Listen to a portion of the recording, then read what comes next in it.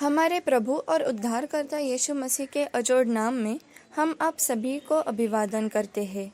आप सभी को रविवार की सलाम। आज डॉन्टलेस पुलपिट आपके मध्य में एक बहुत ही खास वक्ता लाए हैं। उनका नाम है रेवरेंड डॉक्टर आशीष जे कृष्पाल। वे मूल गुजरात से है परंतु अभी बेंगलोर में स्थायी है। डॉक्टर आशीष यूबीएस में 14 सालों तक अध्यापक थे। फिर उन्होंने सायक्स में अनेक वर्षों तक सेवा की, जिसमें से कुछ सालों तक वे उस कॉलेज के आचार्य भी थे। वे ओवरसीज काउंसिल के एशिया के डायरेक्टर थे और वे फिलहाल 2018 से ओवरसीज काउंसिल के the church based ministerial training की खास जिम्मेदारी के साथ वरिष्ठ सलाहकार है। आज जिस विषय पर वे संदेश देने वाले हैं वो है कोविड को विश्वास की आंखों से देखना। हमारी यही प्रार्थना है कि इस संदेश के द्वारा हम सभी को आशीष मिलेगी। Greetings to one and all in the matchless name of our Lord and Savior Jesus Christ. Today, the Dauntless Pulpit brings to you a very special speaker. His name is Reverend Dr. Ashish J. Krispal. He's basically from Gujarat but settled in Bangalore. Dr. Ashish Krispal was a UBS faculty for 14 years. Then he served in ZIEX as a faculty and also as its principal for several years. He was also serving as the Overseas Council Regional Director of Asia. And now since 2018, he serves as the Senior Advisor to the Overseas Council with a special responsibility for the church-based ministerial training. The topic on which he'll be sharing is COVID-19 through the eyes of faith. It is our prayer that the sharing will be a blessing to each one of us. Dear friends, it is my privilege to join with Daunting Pulpit this morning. प्यारे मित्रों, ये मेरे लिए बहुत ही आनंद की बात है कि मैं आज डॉन्टलेस पुलपिट के साथ आपके साथ जुड़ पा रहा हूँ। And I am thankful to Brother Joel and the team for inviting me to share God's word with you.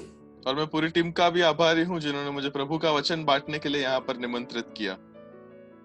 And so I invite you this morning to meditate upon the word of God. इसलिए मैं आपको न्योता देना चाहता हूँ कि हम सब मिलकर प्रभु के वचनों में से मनन करें।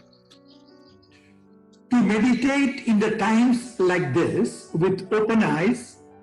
ऐसे समयों में खुली आंखों से मनन करने के लिए, open ears, खुले कानों से मनन करने के लिए, open heart, खुले हृदयों से मनन करने के लिए, open mind, खुले मन से मनन करने के लिए, and willingness to follow the Lord, और एक स्वैच्छिक रूप से परमेश्वर के पीछे चलने के लिए, so that we may be doers of what word and not mere hearers. और जिससे कि हम वचन के न केवल सुनने वाले परंतु उसको वचन का पालन करने वाले हो सके।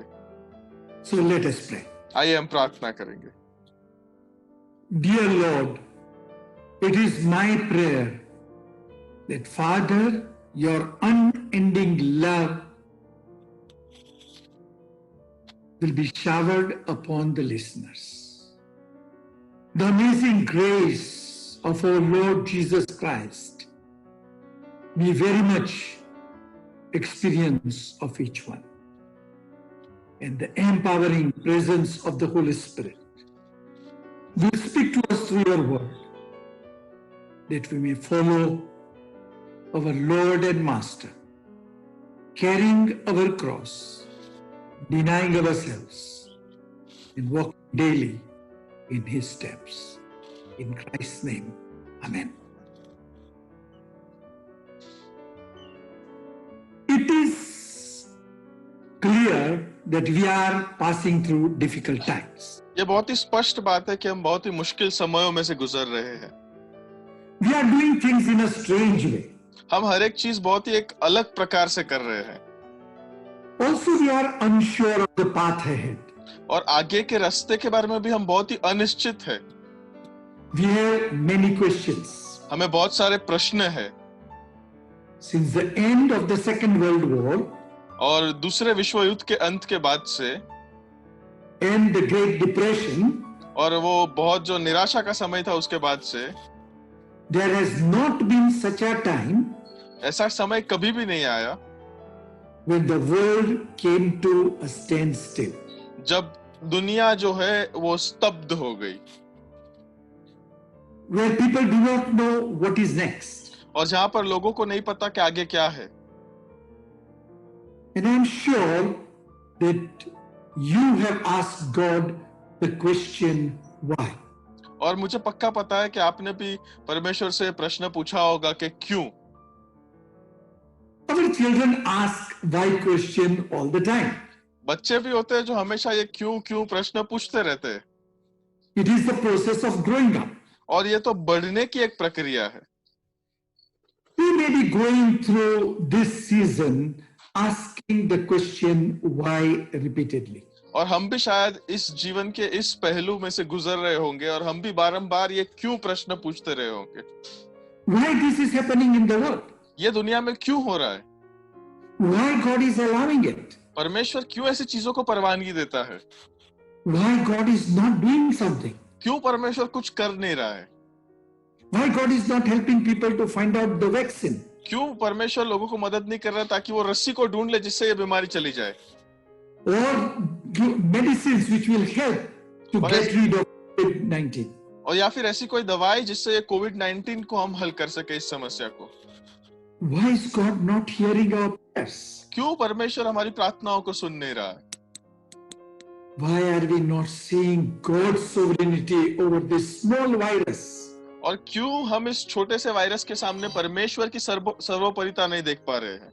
Some fellow preachers or people बहुत सारे ऐसे प्रचारक हैं और बहुत सारे ऐसे लोग हैं who have simply interpreted this COVID-19, the pandemic, as God's punishment. और ऐसे बहुत सारे प्रचारक और ऐसे बहुत सारे लोग हैं जिन्होंने इस वैश्विक महामारी जो कोविड-19 है उसको परमेश्वर की शिक्षा के रूप में सबके सामने रख दिया है. Or as God's wrath over mankind. या फिर मनुष्य के सामने परमेश्वर के कोप के समान उसको रखा है. Saying that God wants us to turn back to Him and listen to. ऐसा कह के कि हमें परमेश्वर चाहते हैं कि हम उनके तरफ वापस मुड़े और उनको सुने. I think this tends to be simplistic. मैं मानता हूं कि ये उससे साधारण बात है. ये The question are pertinent. जो प्रश्न है वो बरोबर है. We need to ask the question, why God? हमें प्रश्न पूछने की जरूरत है कि क्यों परमेश्वर. Why we are in isolation? क्यों हमें अकेले कर दिया गया है.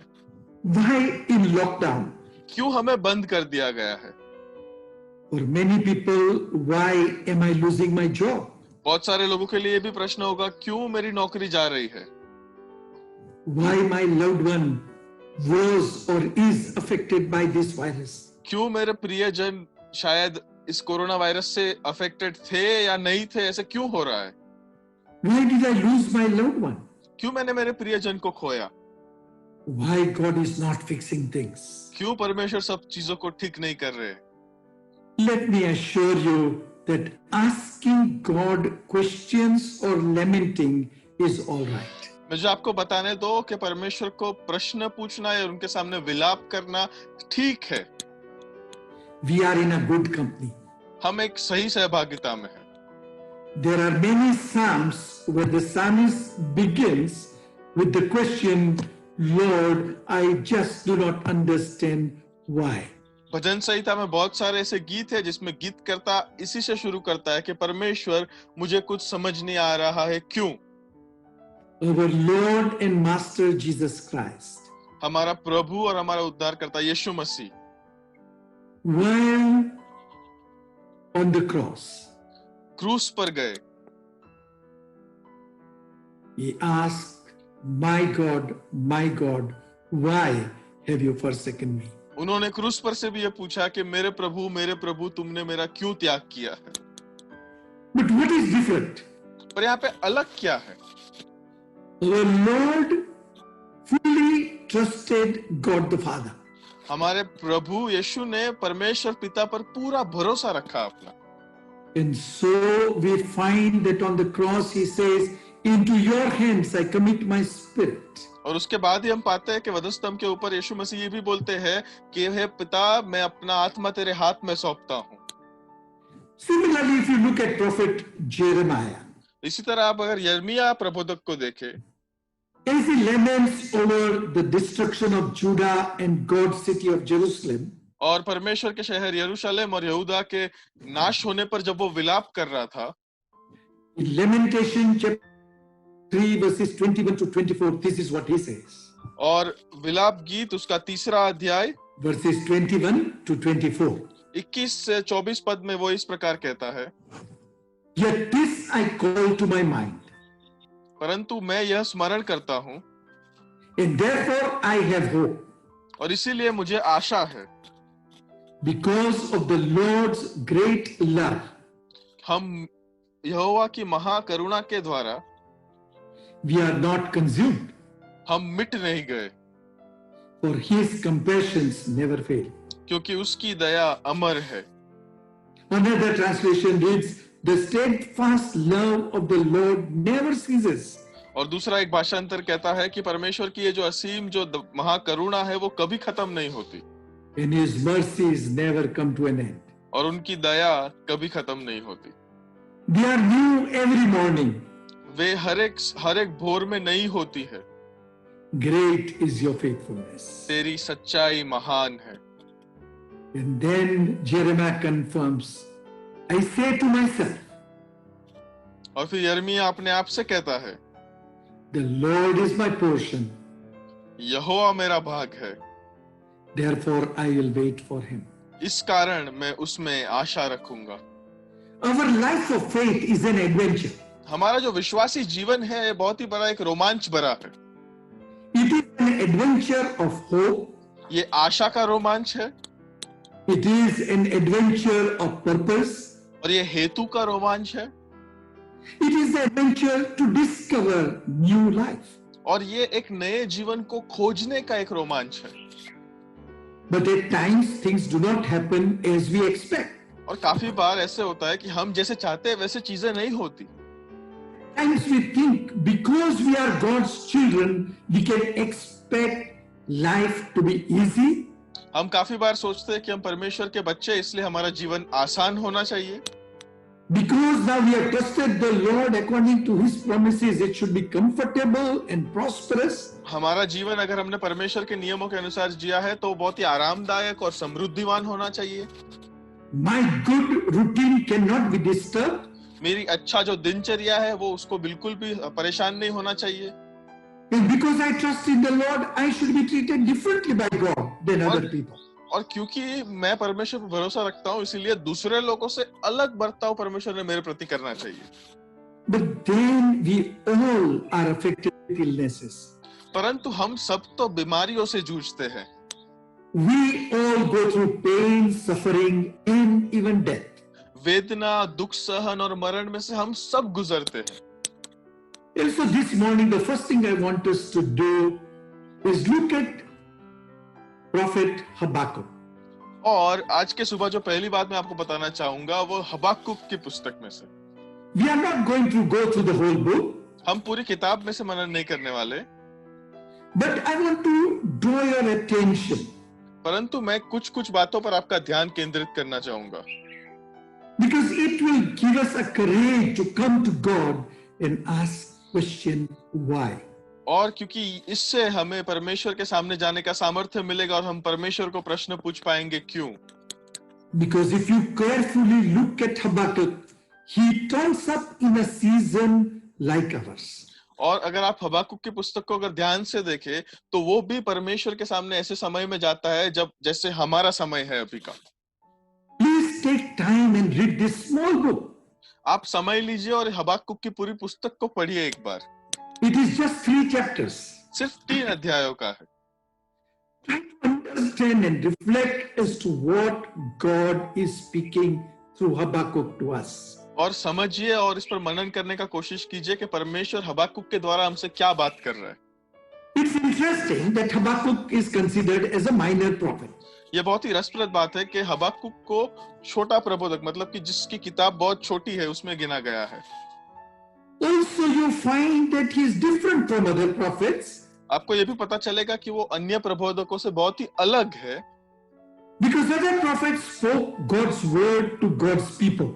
क्योंकि अन्य प्रबोधकों ने परमेश्वर का वचन परमेश्वर के लोगों को कहा, But Habakkuk speaks our words to God. परंतु हबाक्कुक यहाँ पे जो है वो हमारे शब्द परमेश्वर को बोलता है। The other prophets spoke about sin, repentance, impending judgment. अन्य सब प्रबोधकों ने पाप के बारे में बोला, न्याय के जो आने वाला न्याय है उसके बारे में बोला, पश्चाताप के बारे में बोला। But they also spoke about encouragement, of hope, of comfort that God will bring. परंतु यहाँ पर इसके सामने उन्होंने आरामदायक जीवन के बारे में बोला, प्रोत्साहन के बारे में भी बोला, और परमेश्वर में जो शांति है उसके बारे में भी बोला। Habakkuk, on the other hand, converses with God. यहाँ पर हबाक्कुक जो है उनके विपरीत परमेश्वर से बातचीत कर रहा है, He is dialoguing with God. परमेश्वर से वार्तालाप कर रहा है वो। He ministered for 60 years. उन्होंने 60 साल तक सेवकाई की। But what did he do in his book? परंतु इस किताब में उन्होंने क्या किया? He looks at the situation of God's people परमेश्वर के लोग जो परिस्थिति में उसको वो देखता है and questions God, why are you passive? और फिर उसके बाद परमेश्वर से प्रश्न पूछता है कि आप कुछ कर क्यों नहीं रहे? He understands that God is going to judge the people. वो समझता है कि अभी परमेश्वर लोगों का न्याय करने वाला है, But he asks the question, why are you using these people to punish your people, O God? और यहाँ पर वो प्रश्न पूछता है कि परमेश्वर आप इन लोगों का उपयोग आपके लोगों का न्याय करने के लिए क्यों कर रहे हैं? He is wondering, why is not God responding? वो सोच रहा है कि परमेश्वर प्रतिसाद क्यों नहीं दे रहे? And so Habakkuk helps us to face our disappointment with God at times like this. और इसीलिए हबाक्कुक हमें मदद करता है कि हमारी परमेश्वर के साथ की हमारी जो निराशा है उस पर से हम कैसे उभर आए। What is interesting? यहाँ पर रसप्रद बात क्या है? He is questioning. उनका प्रश्न, He is doubting.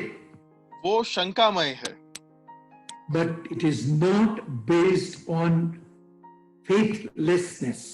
पर यहाँ पर उसकी शंका जो है वो अविश्वास के मूल पर नहीं है, But it is based upon knowing who God is. पर उसका आधार तो ये है कि वो जानता है परमेश्वर कौन है।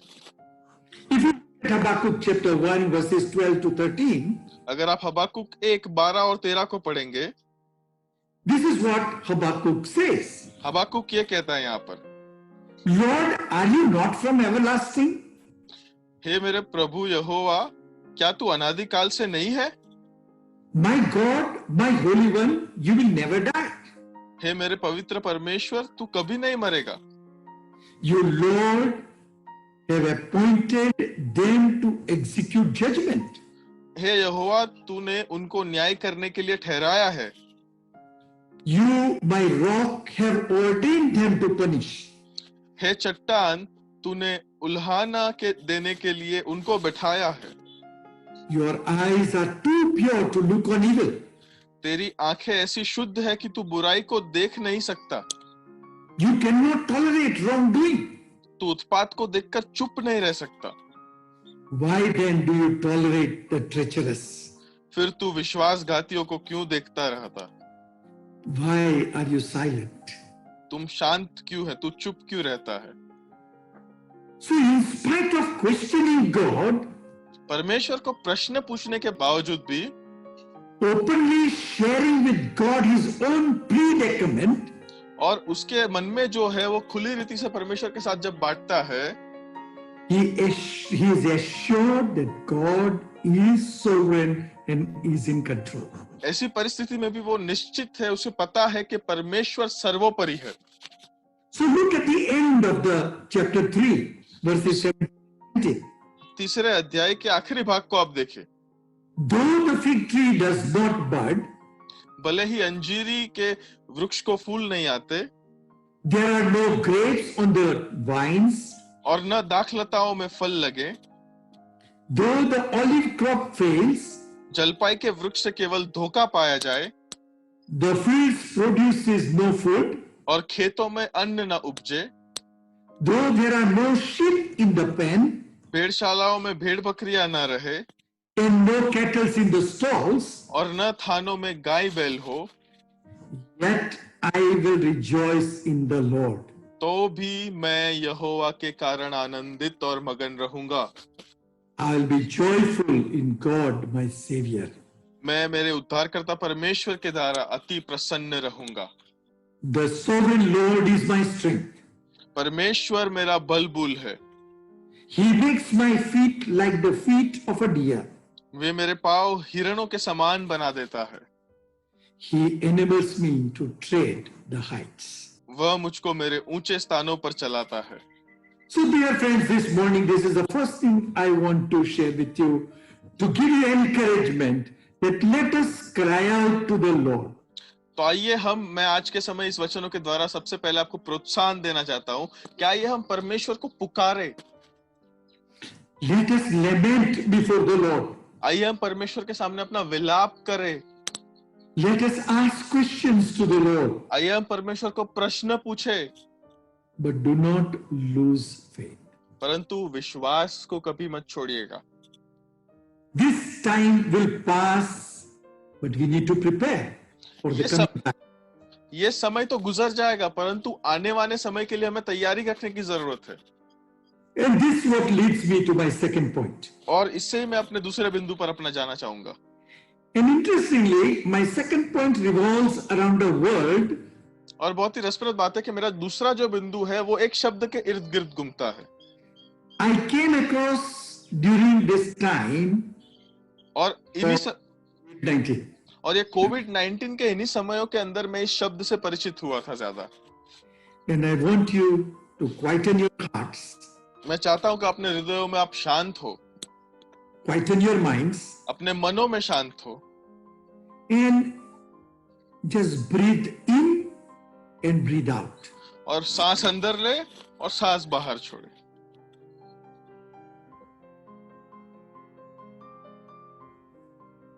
Do it several times. करते रहिए इसे निरंतर। See, when we breathe normally, we do not realize. हम जब साधारण तौर पे जब हम सांस लेते तब हम ज्यादा उस पर ध्यान नहीं देते।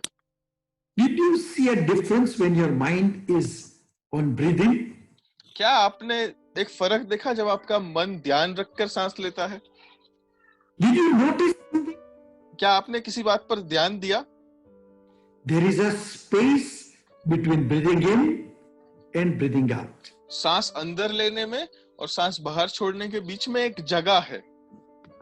This space, this time is called liminal space or liminal time. और इस जगह को इस समय में एक प्रकार के खाली जगह कहा जाता है।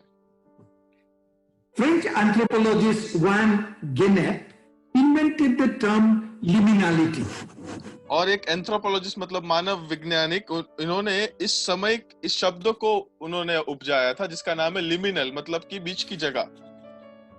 1908 he wrote a novel, Rites of Passage. और 1908 में उन्होंने एक नॉवेल लिखी थी जिसका नाम था rights of passage. Actually he studied different rites of passage from childhood to adulthood to puberty to married life etc. in different communities. और इस नॉवेल के अंदर उन्होंने जीवन के अलग अलग जो पहलू है, बालक होना, युवावस्था में जाना, शादीशुदा होना, इन अलग अलग पहलुओं को उन्होंने अभ्यास किया। And there are 4 times in our lives we go through this liminality. और उन्होंने कहा जीवन में 4 ऐसे बार है जहाँ 4 बार हम इस प्रकार की खाली जगहों में से गुजरते हैं। Whenever social status changes. जब हमारा सामाजिक जो धोरण है वो बदल जाता है। When we move from one place to another. जब हम एक जगह से दूसरी जगह की ओर बढ़ते हैं। When our situations change. जब हमारी परिस्थितियां बदलती है। When we move from one year to another new year, or when we celebrate harvest festivals or birthdays. जब हम एक साल से दूसरे साल की तरफ जाते हैं, जब हम कापनी का जो पर्व है एक साल से दूसरे साल में, या फिर अपने जीवन के अंदर जन्मदिन भी एक साल से दूसरे साल में मनाते हैं। Another writer, Dr. Chris Brew नाम के दूसरे एक लेखक ने he defines liminal space as an in-between space. वो जो है इस खाली जगह को इस एक प्रकार की ऐसी जगह बताते हैं जो बीच में है, दो चीजों के बीच में रखी गई जगह। It is a space when we are on the verge of something new. वो एक ऐसी जगह है जहां पर हम किसी नए चीज को करने के लिए आगे बढ़ने वाले हो। We are between what was and what will be. जो था और जो होने वाला है उसके बीच में हम हैं। We are waiting, not knowing about what will come. हमें पता नहीं, हम राह देख रहे हैं कि आगे क्या होने वाला है। At present, that is the time we are going through. और अभी के समय हम ऐसे ही एक परिस्थिति में से गुजर रहे हैं। Many times we experience this liminality. और बहुत सारे बार हमारे जीवनों में भी हम इस खाली जगह को हम अनुभव करते हैं अपने जीवन में। When we are changing our job, जब हमारी नौकरी को बदलते हैं, or when we are waiting for a dentist or a doctor, जब हमारे किसी डॉक्टर की हम राह देखते हैं, we wonder what is going to happen next. हमें पता नहीं आगे क्या होने वाला है अभी। Liminality has advantages. और इस प्रकार की जो बीच की जगह है, खाली जगह है, उसके बहुत सारे लाभ भी हैं। It is exciting. हमारे जीवनों में वो बहुत ही उत्सुकता बढ़ाने वाली होती है। A fresh start. वो एक नई शुरुआत के समय होती है It has creativity and innovation. और एक प्रकार की नई नई चीजें करने के लिए मैं आगे बढ़ाती है। The word liminality or liminal is simply meaning threshold. और ये जो लिमिनालिटी या फिर ये जो शब्द है, इसका साधारण रूप से अगर हम देखें तो इसको चौखट कहा जाता है। But this liminality is also uncomfortable. परंतु ये जो लिमिनालिटी या फिर ये चौखट जो होती है, ये बहुत ही हमें अच्छी ना लगे या फिर आरामदायक ना लगे, वैसी भी होती है। It is disorienting. वो अलग करने वाली, एकदम अलग होती है। It is helping us to think what next. वो हमें सोचने के लिए मदद करती है कि अब आगे क्या। And yet it brings fear in our lives. उसके साथ साथ हमारे जीवन में भय को भी उत्पन्न करती है। You may ask me a question, does the word of God speak of liminal space or liminality? क्या आप मुझे पूछेंगे, क्या परमेश्वर का वचन इस प्रकार की खाली जगह या फिर ऐसी चौखट वाली जगह समय का उल्लेख करता है? Or does it speak about liminal time? या फिर ऐसे कोई खाली जगह का, खाली समय का वो उल्लेख करता है? The word is not used in the Bible. हाँ, ये शब्द का उपयोग बाइबल में नहीं किया गया है। But in reality, liminality is what God's people go through all the time. परंतु सत्य में तो परमेश्वर के लोग जो है ऐसी प्रकार की खाली जगह या ऐसे खाली समयों में से हमेशा गुजरते रहते हैं। We all are awaiting for Christ to come back. हम सब लोग राह देख रहे हैं यीशु मसीह कब दूसरी बार आएंगे, When he will consume his kingdom in this world. कब वो अपने राज्य को इस पृथ्वी के ऊपर प्रस्थापित करेंगे।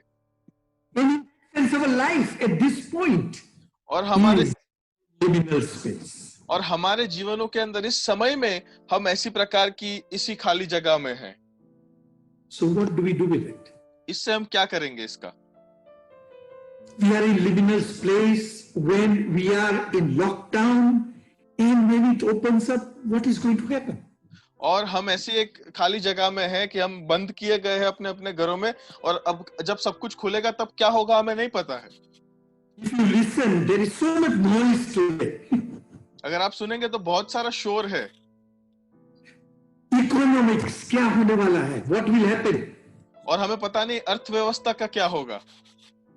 People are not sure whether after a while there will be many more cases. लोगों को पता नहीं है कि थोड़े समय में और कितने इसके रोगी बढ़ने वाले हैं। The scientists are saying it is going to take maybe a year or two before the vaccine comes around. और वैज्ञानिक जो है वो ऐसे बोल रहे शायद 1 साल या 2 साल भी लग सकते हैं इसकी रस्सी ढूंढने के लिए। So as people who trust the Lord with eyes of faith, what we do with this space God has given us. इसीलिए हम जो लोग परमेश्वर पर हम जब भरोसा रखते हैं और विश्वास की आंखों से देखते हैं, हम ऐसी परिस्थिति के अंदर क्या करें? And so I want to quickly take you through book of Joshua chapters 1 to 3. इसीलिए मैं यहोशुआ का पुस्तक उसका 1 से 3 अध्याय में आपको जल्दी से लेके जाना चाहूंगा। The people of God have now come before the river Jordan. यहाँ पर परमेश्वर के जो लोग हैं वो यरदन नदी तक आ चुके हैं। The other side is the promised land. और वो यरदन नदी के उस पार वो वचन का जगह है। And remember, it's only Joshua and Caleb who have come all the way from Egypt to this new place. और आप याद रखिए कि इसके पहले केवल यहोशुआ और कालेब जो थे वो इस नई जगह पर आए थे मिस्र से। In certain sense, these people who were there were next generation. और ऐसे कह सकते हैं कि ये जो लोग अभी यहाँ पर यरदन नदी के तट पर थे वो लोग एक नई पीढ़ी थे। And if you read Bible carefully, this was the time when Jordan River would have floods and fully kind of overflowing. और अगर ऐसे समय को आप अगर बाइबल को ध्यान से पढ़े तो ये एक ऐसा समय था जब यरदन नदी के अंदर कभी भी बाढ़ आ सकती थी और कभी भी कोई भी प्रकार का तूफान उत्पन्न हो सकता था। And they must have heard from their parents that it was only Joshua and Caleb who have said that we can go into promised land. और उन्होंने अपने माता पिताओं का कहने की बात भी सुनी होगी कि ये तो सिर्फ यहोशुआ और कालेब ने ही कहा था कि नहीं हम जा पाएंगे और विजय पा पाएंगे। Because all other 10 people said there are giants in the land. परंतु वो जो बाकी के 10 लोग थे उन लोगों ने कहा था कि नहीं बाबा उसके अंदर तो राक्षस जैसे लोग रहते हैं। So they are in a liminal space. तो इस प्रकार की एक खाली जगह के अंदर खाली समय के अंदर वे है अभी। They have trusted the Lord and now they are waiting to enter the promised land. उन्होंने परमेश्वर की राह देखी है, परमेश्वर के पर भरोसा रखा है और अभी वो राह देख रहे हैं कि अभी वो वचन के देश में प्रवेश करेंगे। So what is God telling them to do? परमेश्वर यहाँ पर अभी उनको क्या करने के लिए कहते हैं?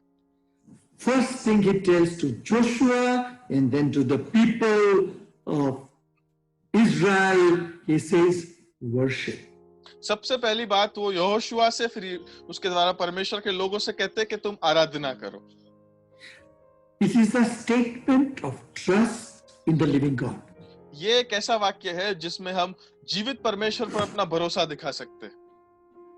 To Joshua chapter 1 verses 7 to 9. Yehoshua 1:7 से 9 को हम पढ़े। This is what God says to Joshua. यहाँ पर यहोशुआ को परमेश्वर ये कहता है, Be strong and very courageous. तू बहुत ही दृढ़ और बहुत ही निष्ठावान हो। Be careful to obey all the law my servant Moses gave you. और मेरे दास मूसा ने जो भी व्यवस्था तुझे दी है, जो भी नियम दिए, उसे तू दृढ़ता से उसका पालन कर।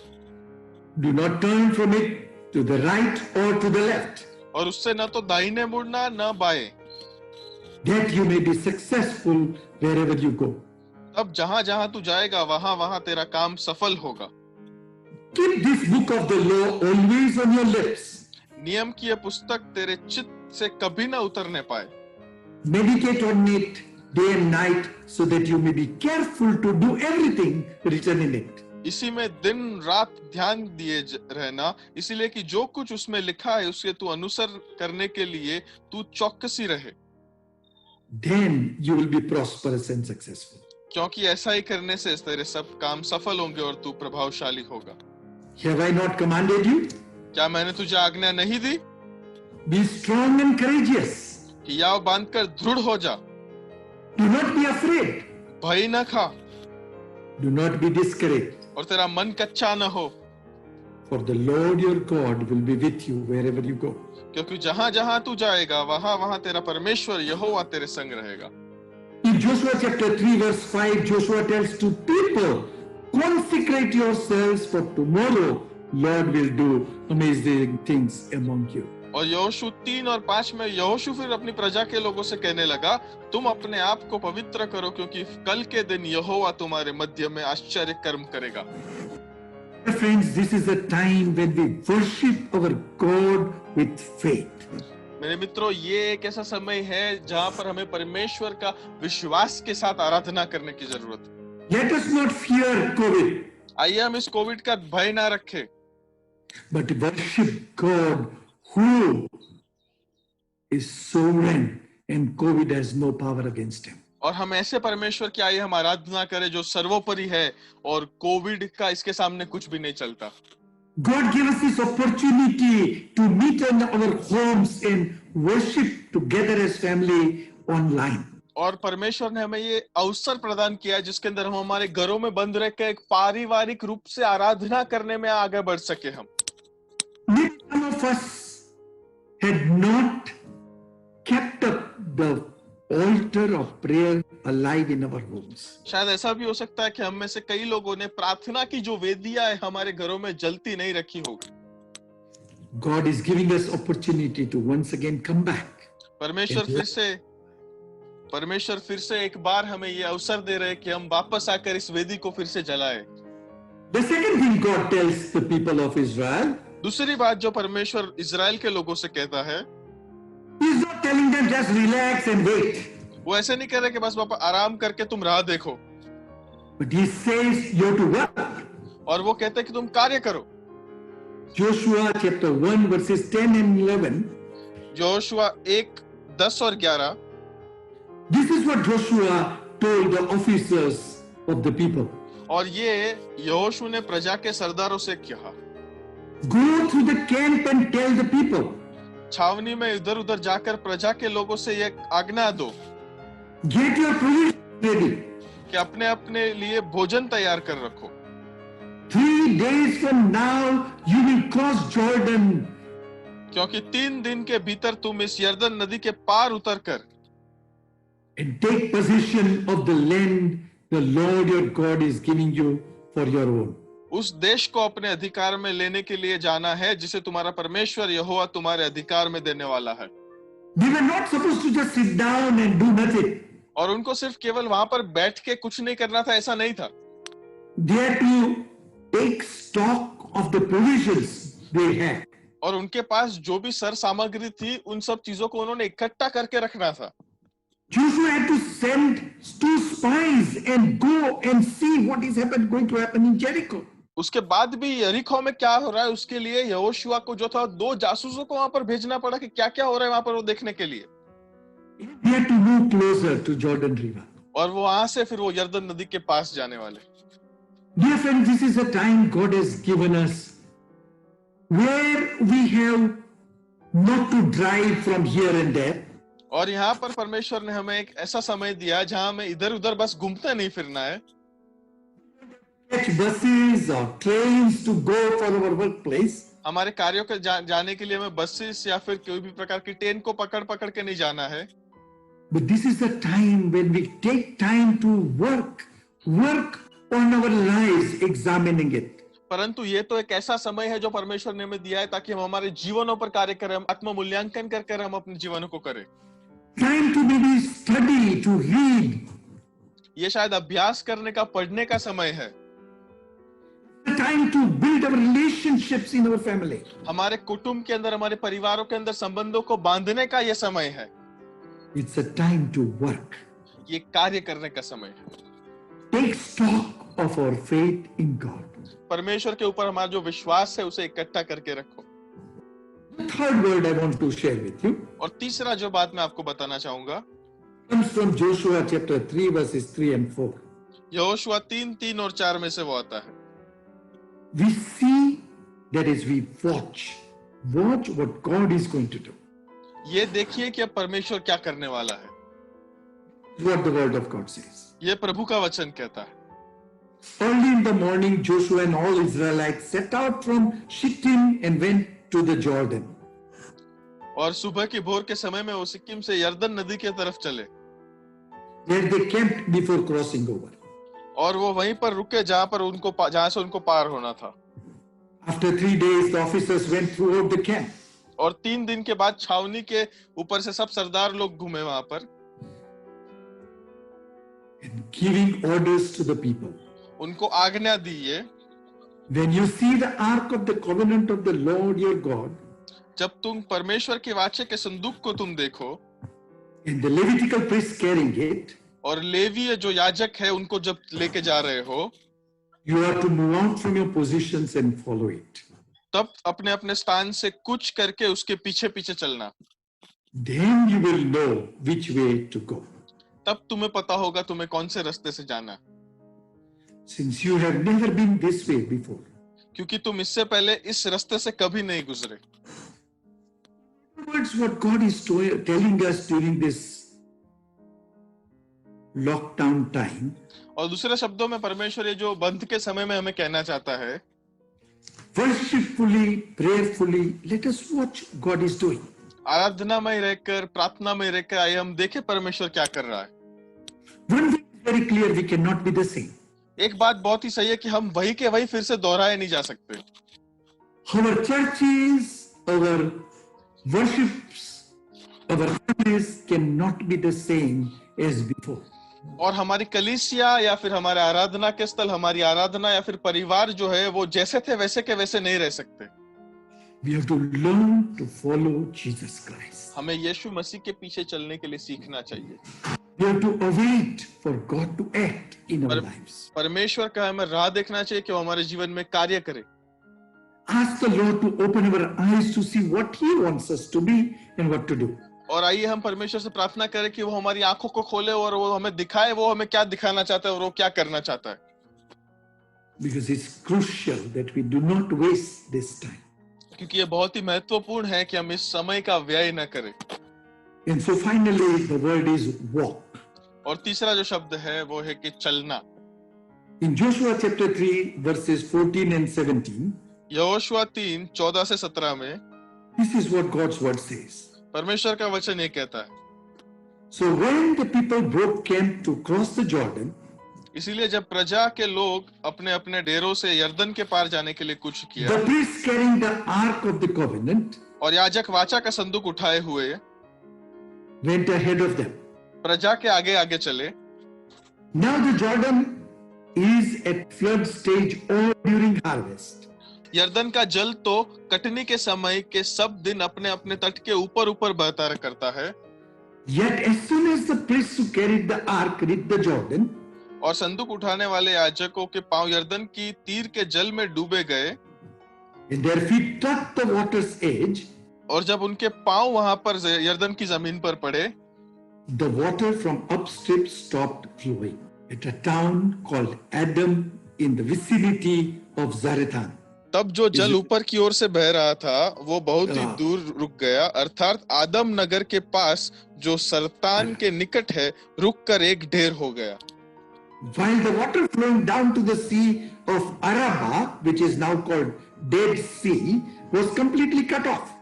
और वहां पर उसके बाद अभी के समय में जो उसको मृत समुद्र कहा जाता है वो तो एकदम ही रुक गया था, कट गया था वहीं से. So the people crossed over. और जो लोग थे वो जो लोग थे वो यर्दन नदी के पार चले. And the priests who carried the ark of the covenant of the Lord stopped in the middle of Jordan and stood on dry ground. और वहां पर जो याजक लोग जो परमेश्वर की वाचा के संदूक को लेकर चल रहे थे वो यर्दन नदी के बीचों बीच जमीन के ऊपर खड़े रह गए, वहीं पर रुक गए. While all Israel passed by until the whole nation had completed the crossing on dry ground. और वो वहां पर तब तक खड़े रहे जब तक पूरी की पूरी इजराइल की प्रजा यर्दन नदी को पार न हो गई. God prepared the people to worship, to work, to watch, and to walk. दूसरे शब्दों में परमेश्वर ने अपने लोगों को तैयार किया कि वह आराधना करे, कार्य करे, देखे, सजाग रहे और चले. Through that, they found meaning in this space of waiting to enter the promised land. और इस राह देखने के समय के अंदर इन्हीं सब चीजों से वे इसका मतलब समझ पाए. COVID-19 has brought the world to a standstill situation. ये कोविड-19 ने पूरे विश्व को एक प्रकार से स्तब्ध कर दिया है. You can see that this liminal space is exposing our agendas. और आपको पता चलेगा कि ये जो खाली जगह है, खाली समय है, हमारे जो भी हेतु है इनको बाहर पाड़ रही है वो. Find so much of noise with different agendas on people's plate. और लोगों के मुख के अंदर, लोगों के इस जीवनों के अंदर आपको अलग अलग हेतु आपको बाहर पड़ते दिख रहे हैं अभी। And if you don't mind, I want to ask you a question. What's your agenda? और अगर एतराज ना हो तो मैं आपको पूछना चाहता हूँ कि आपका हेतु क्या है? What are you thinking at this time? आप इस समय क्या सोच रहे हैं? You need to come back to God, हमें परमेश्वर के प्रति वापस आने की जरूरत है, so that God may forgive us, ताकि परमेश्वर हमें माफी दे, that God may once again be the center of our churches and our lives as God's people. ताकि परमेश्वर के लोग जो हम हैं, हमारे जीवनों में, हमारी कलीसियाओं में, हमारे परिवारों में फिर से एक बार परमेश्वर केंद्र स्थान पर आके विराजे। That God, the Holy Spirit, may take control of our lives. कि प्रभु पवित्र आत्मा हमारे जीवनों का नियंत्रण ले, That Jesus Christ may be seen in and through our lives. कि यीशु मसीह हमारे जीवनों के द्वारा लोगों को दिखे। This liminal space reveals our beliefs about our identity. ये जो जगह है वो हमारी जो विश्वास है, हमारे पहचान के बारे में, वो सबके सामने प्रकट करती है। And that's why we have to shun our false identities. इसीलिए हमें हमारी सब गलत पहचानों को हमें दूर करना चाहिए। No magic prayer or magic words that can move us. यहाँ पर ये कोई भी जादुई आयत या जादुई पद नहीं है जो हमें यहाँ से हिला सकती है। We have to journey with God. हमें परमेश्वर के साथ यात्रा करने की जरूरत है। Ask the questions, परमेश्वर से प्रश्न पूछना चाहिए, but simultaneously committing our lives to God and allowing Him to make us walk through these times. और उसके साथ साथ परमेश्वर के साथ बातचीत करके, उनके साथ चलकर उन्हें हमारे जीवनों में अगुवाई देने के लिए हमें उन पर विश्वास करना चाहिए। The scientific world is depending upon knowledge. ये जो पूरा वैज्ञानिक, जो पूरी दुनिया है, वो केवल और केवल ज्ञान के ऊपर निर्भर है, But it also has problems. परंतु उसके अंदर भी समस्याएं हैं। Let us pray that God will give scientists mind to find a vaccine or medicines that will help people who are suffering. आइए हम प्रार्थना करें कि परमेश्वर जो है उन वैज्ञानिकों को भी ज्ञान देगा कि वे इस प्रकार की रस्सी को ढूंढ सके, ताकि इस प्रकार की बीमारी से जो भी लोग जूझ रहे हैं उनको चंगाई मिले। God will give the leaders of the world to work together that the poor, the oppressed will not suffer. ताकि परमेश्वर इस दुनिया के अगुवों को इस प्रकार की दृष्टि देगा कि इस समय के जो गरीब है और लाचार लोग हैं वो उन्हें सहना ना पड़े। But also it is my prayer that we may experience the mystery of God's experience. परंतु ये भी हमारी प्रार्थना है, क्या ये हम परमेश्वर के रहस्य को अपने जीवन के अंदर अनुभव करें। We are at the threshold. हम एक चौखट पे खड़े हैं। The world was going in one direction. दुनिया जो थी वो एक दिशा में जा रही थी। Our life was routine and everything was going fine. हमारा जीवन जो था वो एक दिनचर्या के समान सब साधारण तौर पे चलता ही जा रहा था। And just this small virus stopped the world in its trenches. और एक छोटे से वायरस ने पूरी दुनिया को जहां थी वहीं पर रोक दिया। It's the time when we return to God and say, God, heal our nation. और ये एक समय है जब हम परमेश्वर के प्रति वापस जाए और हम प्रार्थना करें कि परमेश्वर हमारे देश को, हमारी दुनिया को चंगा कर। Let us pray with a trust that Holy Spirit will hold us and lead us. आइए हम प्रार्थना करें विश्वास के साथ कि पवित्र आत्मा हमें पकड़े रखेगी और हमें अगुवाई करेगी And will lead us in the path of our Lord and Master Jesus Christ. और हमारे प्रभु और हमारे मालिक यीशु मसीह के मार्ग में वो हमें लेके जाएगी। May God touch our lives in a way that will be new creation for God in the days to come. और परमेश्वर के लिए हम एक नई निर्मिति बनने पाए, इस प्रकार हम प्रार्थना करें कि वे हमें स्पर्श करें। May the Lord bless you. परमेश्वर हम सबों को आशीष दे। आइए हम प्रार्थना करेंगे। पवित्र पवित्र पवित्र जीवित और अनुग्रहकारी परमेश्वर पिता, राजाओं के राजा और प्रभुओं के प्रभु, आपके नाम की स्तुति करते हैं प्रभु जी के फिर से एक बार आपके सेवक के द्वारा प्रभु जी आपने अद्भुत रीति से आपके वचनों में से प्रभु जी हमसे बातचीत की। हम आपकी आराधना करते हैं परमेश्वर पिता। हम परमेश्वर पिता प्रार्थना करते हैं कि हम वचन को न केवल सुनने वाले परंतु सुनकर उसका पालन करने वाले हो सके, कैसे हम कृपा चाहते हैं प्रभु जी। हम परमेश्वर पिता बिल्कुल भी लायक नहीं, परंतु परमेश्वर पिता ये तो केवल और केवल आपकी कृपा है कि ऐसे मुश्किल समयों में भी हम इस आपकी दी गई इस वैज्ञानिक उपकरणों के माध्यम से प्रभु जी हम आपके पास आने पाते हैं, आपके वचनों को सुनने पाते हैं। परमेश्वर पिता आपने हमें फिर से एक बार ये मौका दिया है, अवसर दिया है कि हमारे जीवनों के अंदर, हमारे घरों के अंदर प्रार्थना की वेदी हम उसको फिर से जला सके अगर जो बुझ गई हो तो। परमेश्वर पिता इस समय हम चाहते हैं परमेश्वर पिता कि हम वचन को न केवल सुनने वाले परंतु वचन को सुनकर उसका पालन करने वाले उसे कैसी कृपा चाहते हैं परमेश्वर पिता। और ये जो खाली समय में से, ये खालीपन में से हम जब गुजर रहे, खाली जगह में से हम गुजर रहे परमेश्वर पिता, आगे क्या हमारे लिए रखा है हमें प्रभु जी बिल्कुल भी पता नहीं है। बहुत ही अनिश्चितताएं है, बहुत ही परमेश्वर पिता अविश्वास प्रभु जी इस दुनिया में बढ़ गया है।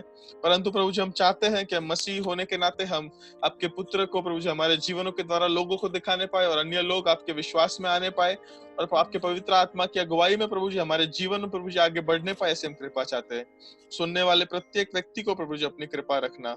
हम प्रत्येक व्यक्ति समय अपने आप को आपके हाथ में सौंपते प्रभु यीशु मसीह के नाम से हम मांगते हैं, सुने और ग्रहण करे, आमीन। आइए हम प्रभु की सिखाई गई प्रार्थना साथ में बोलेंगे, उसके बाद आशीर्वचन उच्चारा जाएगा। Our Father, who art in heaven, Who is in heaven, hallowed be your thy name. Thy kingdom Your come, kingdom come, your will be done on earth as as it is in heaven. Give us Give this us day our daily bread, and forgive us our us sins as we as we forgive forgive those who sin those who against us. sin. Lead us Lead us not into temptation, but deliver us. from evil. For thine is For the yours kingdom, is the kingdom, the power power, and the glory. glory, and ever. forever and ever. Amen. Let us receive the blessing from God. Now may the God of peace, who through the blood of the eternal covenant brought back from the dead our Lord Jesus, that great shepherd of the sheep, equip us with everything good for doing his will, and may he work in us what is pleasing to him, through Jesus Christ, to whom be glory forever and ever. Amen.